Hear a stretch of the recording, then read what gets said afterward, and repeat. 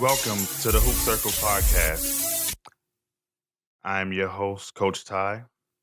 I'd like to welcome those watching us on Twitter Live.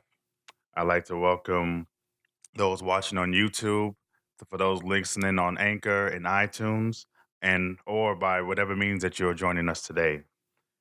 I want to open up today's show first and foremost talking about, for those of you that live here in the Tampa area, you may be familiar with what's happening down at Fort Myers High School. There was a young lady that was deemed ineligible. It was found out that she was living with her AAU coach, who was also the assistant there at the high school. And the decision by F, the Florida High School Athletic Association, was that she was ineligible and caused Fort Myers to forfeit all the games in which she participated in. So they went from, believe, a 12-2 record to a 0-14 record. So I have some thoughts on that.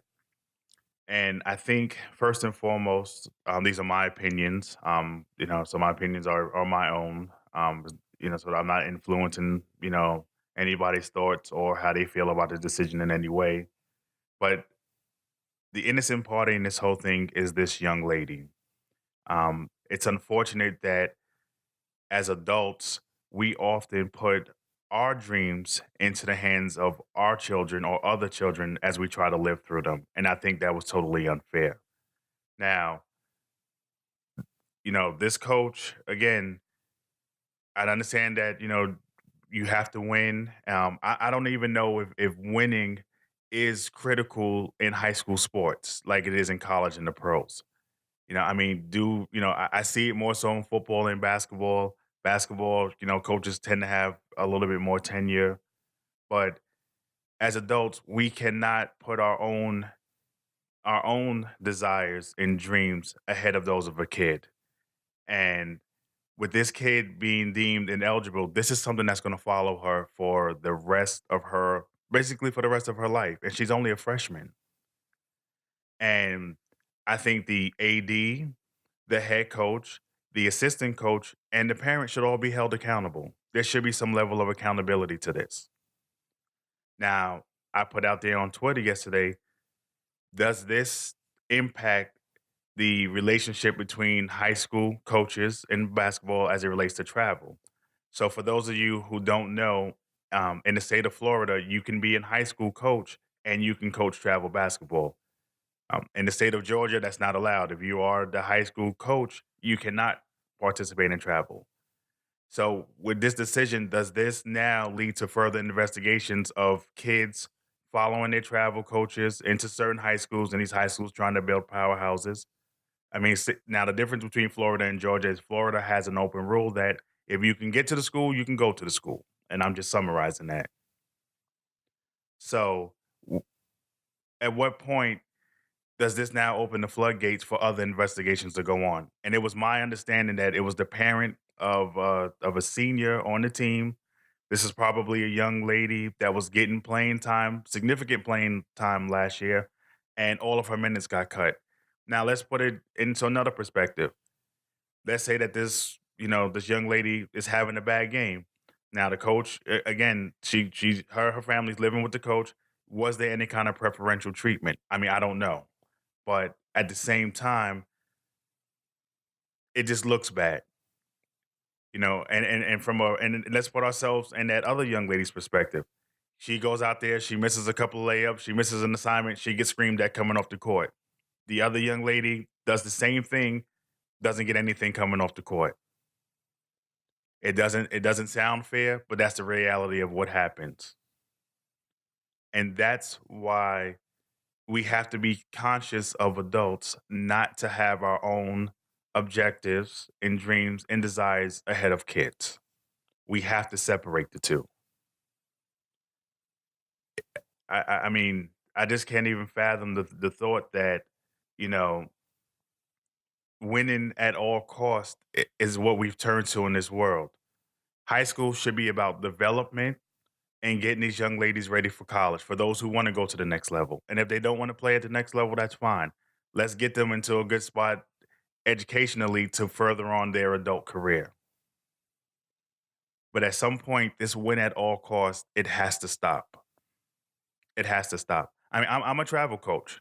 I go out there and I recruit players, and I tell parents all the time, my main thing is that I will not compromise a kid's eligibility for the sake of winning travel championships. I'm out here to develop these young ladies and to make them into better young ladies. I also am very conscious of how I talk to them because I want them to understand that this is how a man is supposed to talk to you. He's not supposed to yell at you. He's not supposed to demean you. I mean, even there's women coaches out there, and that's how another person should not talk to you. Now, some coaches is just their style. They yell, they scream, but you can yell and scream without being demeaning. So that's what I'm all. I want to make these young women better women going into their adult lives and understand and have fun. I mean, basketball also has to be fun. And I'm pretty sure that this young lady was having fun, but now the press is gonna be, following her and everywhere. And I hope again this young lady has a tremendous, tremendous career going into college. She's supposed to be about 6'4". But at what point will this investigation stop following her? It's gonna follow her for the rest of her life. Every time she turns around. Well, let's talk about what happened in high school. Well, let's talk about what happened back then. Well, let's talk about this. So again, if you're a coach and you're out here listening to this, I ask that you please, please let these kids be kids. Let basketball be fun again.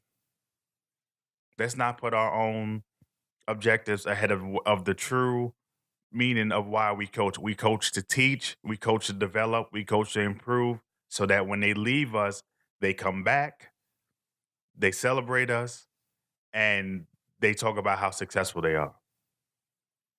I was involved in the program up in Atlanta, and my biggest takeaway was the number of young ladies that always came back to the program, that always talked about, their time at the program and how much fun it was, the diversity of the program. And not all of them went on to basketball careers. Some of them are, I think there's a few going into med school and, and other walks of life. Um, I know the director up there just went to his first wedding last year, one of his first plays. And what was interesting about that was that the entire wedding party was, from the female side, was a lot of her old teammates, and I thought that was cool. So again, we have to remove our own objectives as coaches, as far as are we, and again, coaches have objectives. There's some of us that are looking to go into the high school world as travel coaches. I'm one. If a high school job presents itself, I may take a look at it. I'm not gonna lie. I want to have a greater impact on the game and on young ladies and possibly even young men. But for some of us, we're looking, for that college job. But we shouldn't do it on the backs of one player. We shouldn't say this one player here is going to get us this college job. It should be my experience, my track record, my coachability and coaching style is what got me this college job, and not riding on the back of a player, male or female.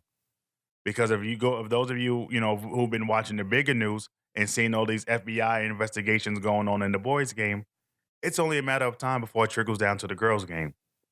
And if you don't think it happens in the girls' game, you are truly mistaken. But it will trickle down to the girls' game. And it will go from college eventually down to high school. So again, coaches, do not compromise a kid's eligibility for your own objectives. Let kids be kids. Let's make basketball fun again. I'm tired of going to games and kids aren't smiling, kids aren't happy. Coaches giving them, and I'll just being honest, giving them bad advice, telling them, "Oh, well, I'm not playing you because you're making these kinds of mistakes in the game." But then you got another kid in the game making the same mistakes. So when does this kid learn how to overcome their mistakes if you don't give them at least a little bit of playing time? And I'm a firm believer of earn your burn. Firm believer of earn your burn. But at the same time, you got to make basketball fun again. Today's show is also sponsored by Ja Chi Photographer. If you have a special day or special event, allow Ja Chief Photographer to capture and savor the moment. For more information, you can go to Ja Chill, that's JACHILLC dot photography, or on Instagram at Ja Chief Photographer. So I want to talk to you guys now about the NBA coaches rallying against LaVar Ball. And I thought that was interesting that for the first time in I guess in the public eye, the NBA coaches and in particular Luke Walton is getting a taste of what we traveling high school coaches go through all year, and that's that parent that just won't stop. And I give LeVar Ball credit. He is about bringing recognition to his family, to his brand. Although they just recently got a double F rating by the Better Business Bureau, and I watched the Dan Levitard show a lot, and they were big supporters of LeVar Ball's movement in the beginning. Ordered a pair of sneakers, and they didn't even get the sneakers that they ordered. Like it was a total different look. Now I don't know if there was some sort of copyright or what happened. I haven't personally heard of any explanation, but when you order something and you don't get what you ordered, that's bad for business. And I hope that's not the case because now what he's done is anybody that's going to try to do this going forward. And again, I applaud him. He said, "I'm not going to go the Nike route. I'm not going to go the Adidas route. I'm not going to go the Under Armour route. I'm going to try to build my own brand, get my own sneaker out there, do my own advertising."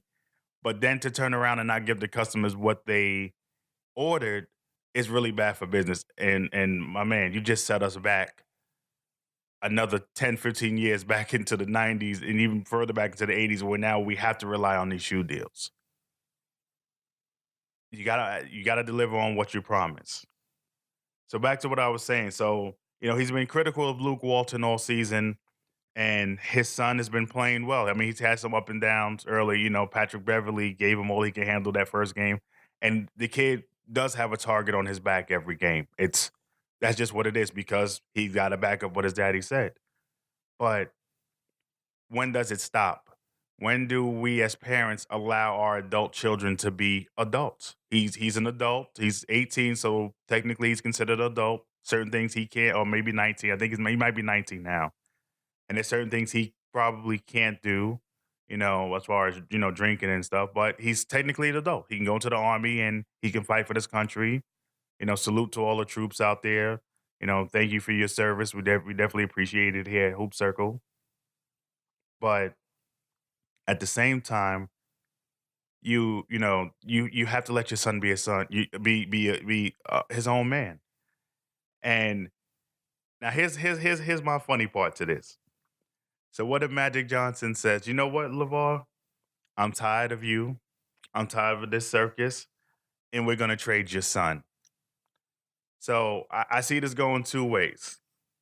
I see LeVar Ball saying, "Well, yeah, it was my son's dream to play for the Lakers, but big baller brand, we're bigger than the Lakers. We're gonna go out here and we're gonna show the Lakers that they made a mistake in trading my son," which I think is really the way it's gonna happen. Or he could humble himself and say, "You know what, I really messed up a good opportunity for my son, and I should have just kept quiet." But we really know that that's not LeVar Ball style. So everybody's been giving ESPN and all these media outlets, Stan Van Gundy threatened to boycott the in game interviews because of ESPN's coverage of LeVar Ball. But that's not ESPN's fault. That's not their fault.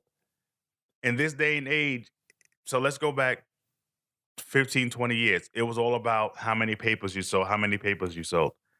In today's world, it's about how many clicks do you have on your page.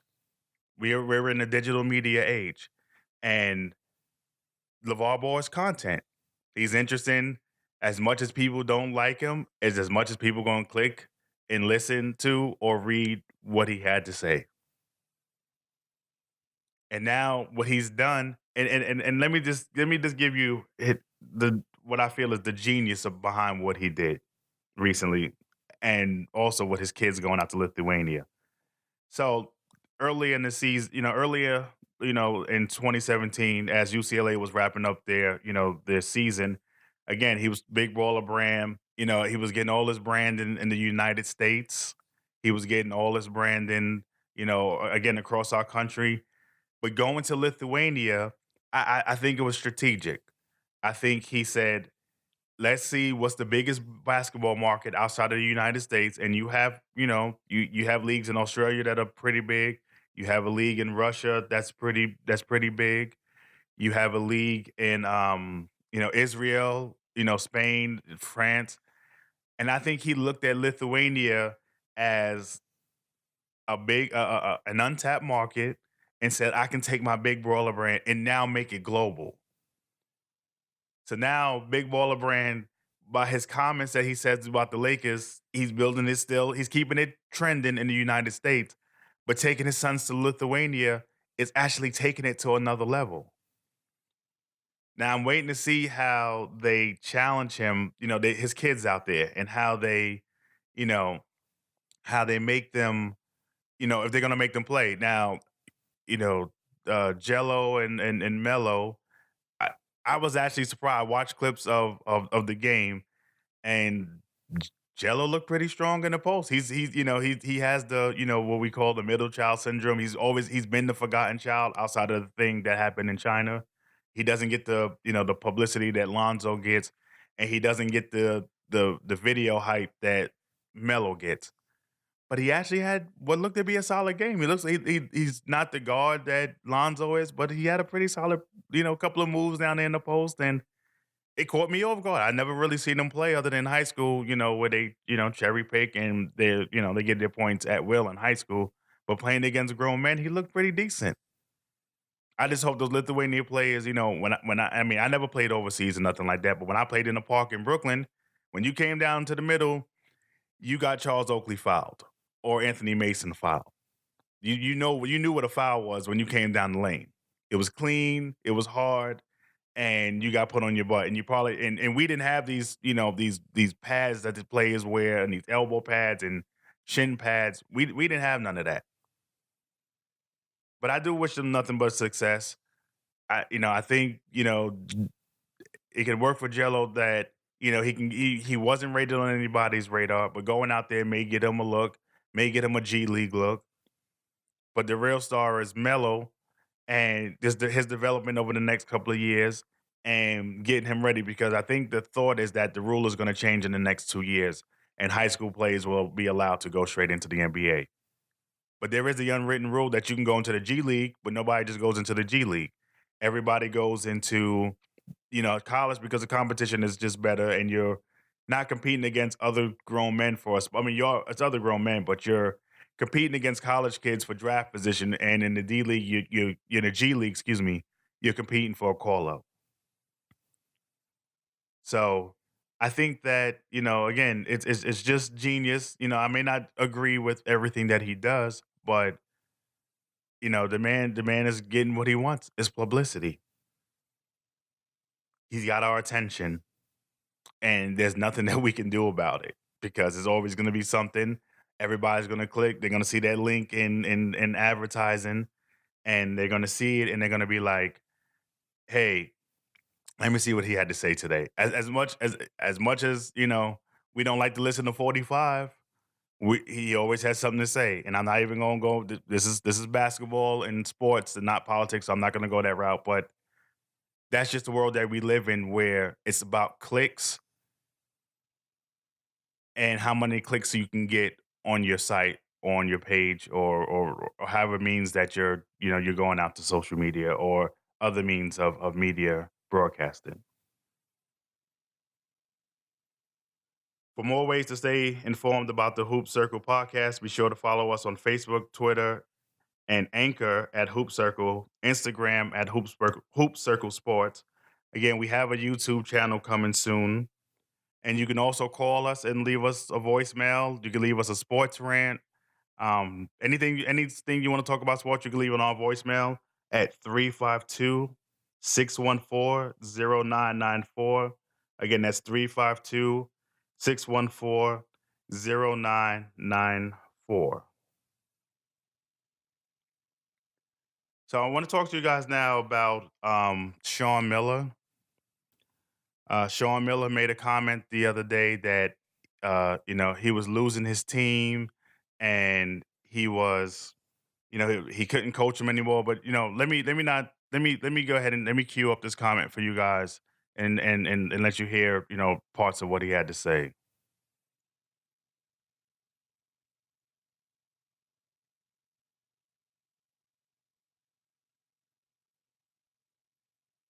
You always want your team to play for you as the coach, and our guys, man, they really struggle playing for me. They really do, and we'll see where we go from here.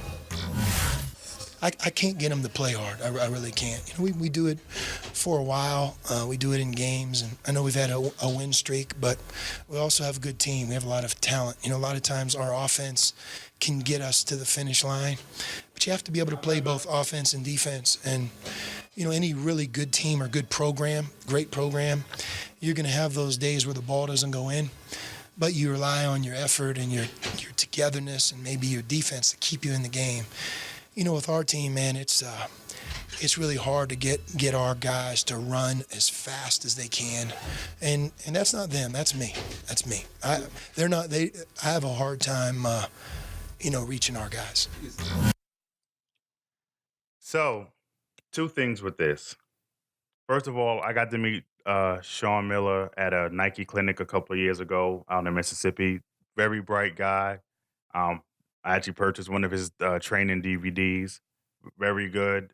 Um, high IQ coach. Somebody that I really, I watch a lot of Arizona basketball just to see what he's put in and who he's got coming to the program and things like that. But you, Sean Miller, you recruit players to fit your system. So to say that you can't, these kids don't relate to you, they don't run hard, they don't play hard, you shouldn't be mad at the players. You should be mad at your recruiting because again, I know college that you have to win to stay employed in college. I get it. But at the same time, you have to bring in these players that work hard for you, that want to work hard for you and want to play for you, and you have to do your full homework. That's the beauty about college sports is that you bring in players to fit your style, to fit how you want to run your team. Your team is a reflection of you. And I'm not saying that he's a quitter. I'm not saying that he's anything like that. But you recruit players to fit your style. And when you recruit players to fit your style, they are a reflection of you. So you have to don't blame the players. Now, the one thing I will say is that as coaches, we do not want to coach effort. So if you are a high school player, and you're aspiring to go into college or from college into pros, whatever level that you're currently playing at as you're listening to this, you have to understand that coaches, we do not like to coach effort. We don't coach, if you don't have a motor, it makes it difficult to develop you. It really does. You have to want it more than we do. You have to want it more than your parents do. If mom or dad is waking you up every morning to say, let's go work out, let's go training, let's go get some shots up, you got to switch that. And this goes to the boys and the girls. You have to switch that. We coaches do not like to coach effort. I don't like to pull a kid out of the game and say you're not hustling. That is the one thing. There's two things there's two things that and again, I'm not a yeller. I don't yell and scream. I don't do anything like that. When that's not my coaching style. Again, like I said in the past, you guys may have heard me say I have a different style. I've had, a Dale Carnegie training that was one of the best trainings that I've ever taken in my life. But I will yell at a kid if you pass up an open shot or if you're not hustling hard enough. And I can honestly say the latter of the two, I've very rarely had to do that. I can probably count on both hands how many times I had to do that. Now, yelling at a kid for passing the open shot, yeah, I've done that because not every kid has the green light. And, my philosophy is that you miss 100% of the shots you don't take. I was just having the same conversation with a coach here out in Gibsonton the other day. We were talking about that. you as coaches again, and as I said earlier, when I talked about the Fort Myers case, as coaches, we have to do our due diligence. We have to do our job. We have to be adaptable to the players that we have, especially at the high school level. When you're coaching in a public high school, your system, and again, this is just my opinion, you have to be flexible and adaptable with your system. You may have a system that is the high school version of UConn, but if you don't have the high school version, the players that UConn has the length, it's not going to work. So you have to be flexible and you have to be adaptable in your system and how you're developing your kids. And again, going back to Sean Miller, you recruited these players. You went in their homes. You told them, "I want you to come play for me. I want you to come, join our program, be a part of our success." But then you can't turn around and say that they have no effort. They're not giving you what you want because you went out there and you recruited these players. If you have any type of small business you want to advertise with us, please send us an email with your contact information to hoopscircle@outlook.com and someone will contact you. Again, if you have a small business and you want to advertise with us, please send us an email with your contact information to hoopscircle@outlook.com and someone will contact you. So last week, I got to see some very good basketball. If you guys caught any of my podcasts, my special edition podcast, I put up two earlier this week after seeing Tampa Catholic and Brooks DeBartolo play a thriller. And that was followed by Plant and Alonzo in another great game. There was two players. Again, if you follow me on social media at Hoop Circle, there was two players who just really stood out. I know again early in the season, people were talking about Player of the Year in Hillsborough County, Tampa area, and there were two players, Jacqueline LeVay and Constance Thomas, that I think threw their ballots in. They put their name. If there's any kind of big Tampa Bay Devil Rays hat or Tampa Bay Buccaneers had. I know we don't have professional basketball in the Tampa Bay area, so the closest team would be the Magic or Miami Heat, just depending on your Florida sports preference. But if there's any kind of hat out there, I think that these two young ladies just threw their names in the hat with their performance and their consistency with their play. And that's not to say that any of the other candidates haven't been consistent, but in my following of these two programs, these two young ladies have been clutch. I mean, every time the opposing team got close, these two young ladies were hitting clutch baskets. I give them a huge kudos. LeVay is a senior. I don't know if she signed anywhere, and I wish her the best of luck. Where whoever gets her is getting a true diamond in the rough to work with. And I know Constance Thomas is, I believe, a junior and has another year. So we got to see. We get, the good thing is I get to see her for another year out here on the Tampa scene play because she was just dynamite. They both were dynamite. So this coming week, the week of January 14th, we got again some more good games coming up. So let's start off with Monday, which is Martin Luther King's birthday. We have IMG Academy versus Lee.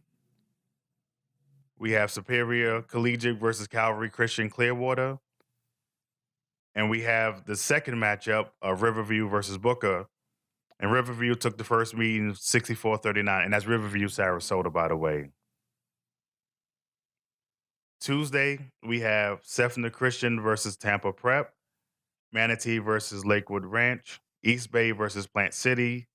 Northeast versus Tarpon Springs. Countryside versus Clearwater. Tampa Catholic versus Dunbar. And our game of the night is Bloomingdale versus Tampa Tech.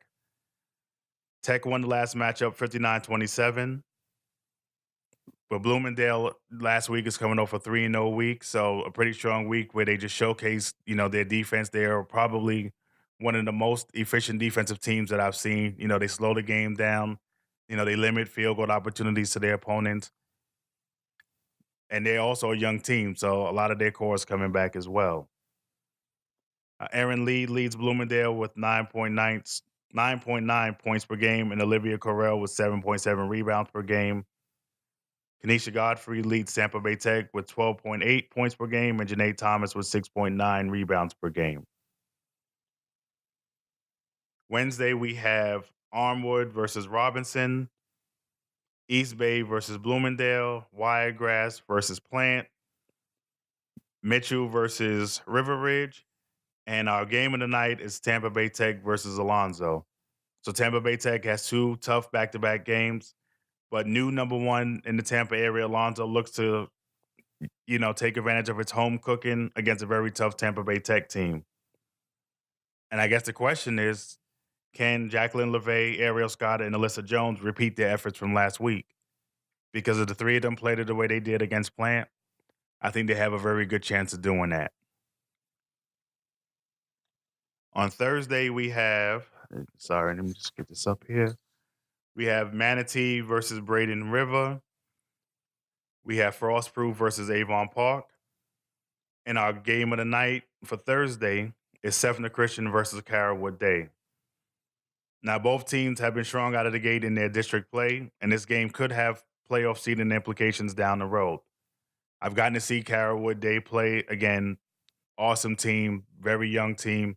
Reminds me of Michigan in the early 90s, just with their youth and how skilled their youth are at all positions. Even a couple of even their backups on the bench are pretty good. And about three of them can probably start at other schools. And this will be my first time seeing Sefner Christian play. And I know they played a pretty tough schedule. I know, their coach was on Twitter this week talking about, how tough their schedule is and has been. And I get it, and we at Hoop Circle made the comment, well, it is our understanding that the Hillsborough County coaches can't schedule their games. And he said he's willing to be an advocate to break that, allow these coaches to schedule their games. So we'll follow up, with Coach Cooper, and we'll see where this goes. Give the coaches the freedom to schedule their games. Let's get some good basketball going. Friday, January 12th, we have Alonzo versus Riverview, Sarasota, 5A versus Gulf, Academy of the Holy Names versus Tampa Catholic, and our game of the night is Lakewood versus Winter Haven. The 12-2 Spartans of Lakewood look to knock off the undefeated 16-0 Lady Blue Devils of Winter Haven, which should be an exciting matchup. It's going to be an offense versus defensive game again. So we'll definitely look forward to seeing who's going to control that game. And on Saturday, we have our game of the night, our game of the week on Saturday is Melbourne going up against Winter Haven. Deshari Graham leads the Lady Bulldogs with 15.7 points per game, and Elijah Spivey with 5.9 rebounds per game. Sakai Franklin leads the Lady Blue Devils with 14.6 points per game, and Ty Singleton with 13.6 rebounds per game. And this goes back to my point just a second ago that you got to let these coaches schedule games. Now, this, from my understanding, is a tournament matchup. So, we tend to get some of these better games, in tournament settings. But we have to allow the coaches flexibility to schedule these harder games, to go out there and play the tougher competition, which, again, going back to last week, I thought that's what gave Alonzo and Brooks DeBartolo a competitive advantage in their games, is that they went out and they played some tough tournament games, and that really prepared them for, their big games last week and their big wins. For the latest in high school girls basketball sports scores and updates, be sure to also follow on Twitter at Brazz Sports. That's BRAZZ Sports. At Pasco Girls Basketball BB. That's Pasco PASCO Girls BB. And at TB Home Team. Again, that's TB Home Team. So last week we had our question of the, we had our question, how much sports do you really know? So last week's question was, what current D1 men's basketball program features two Hall of Fame NBA players on their staff? And I'd like to congratulate Charles from Brooklyn, who emailed in the correct answer. It was Chris Mullen and Mitch Richmond from St. John's. So it's not surprising that somebody from New York got it and probably a Big East fan like I am. So congratulations, Charles. You've won yourself a $25 Best Buy gift card, and we will, send you an email. We'll contact you the way that you contacted us, and we'll get your information and get that out to you soon. So our question of the week for this week, for how much do you really know sports?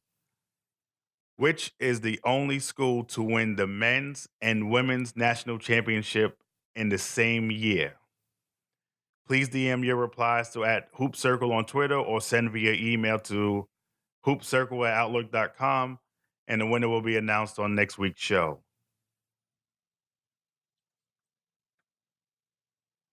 I want to turn my attention now, really quick, to some questions that we have in our inbox.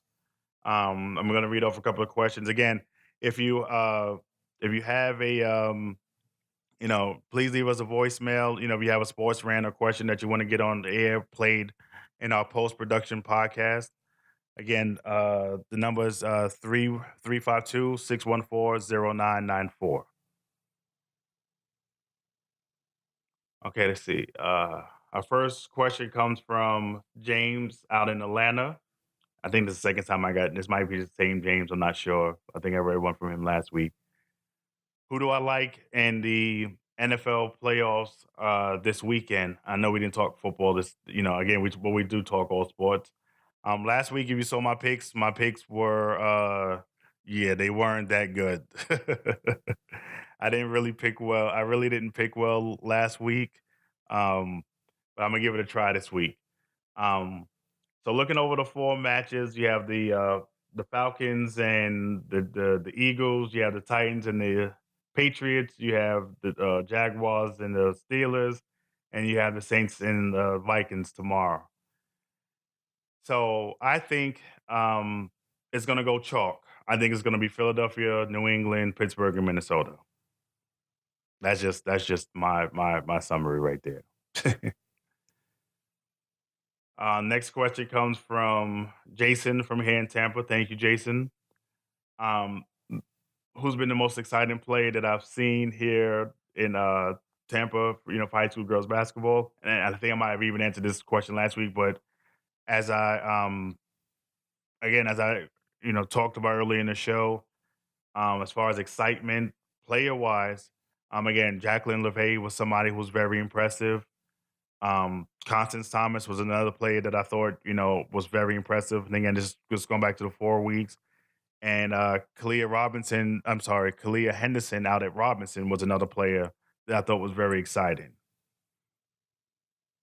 I'm going to go ahead and see some more. I got a whole bunch of games to see, over the rest of the season. So I'm sure that there's going to be more that gets added to that list.